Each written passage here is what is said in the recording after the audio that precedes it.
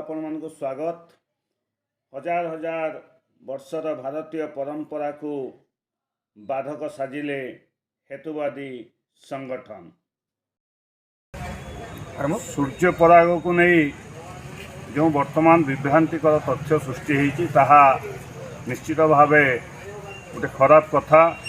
कारण हजार हजार वर्ष धरी जो नीति को पालन करी आसुचंदी जनसाधारण ताकू नहीं जो हेतुवादी कहते बा विभ्रांतिकर तथ्य दौरान ताहा निश्चित भाव समग्र राष्ट्र यह खराब विषय।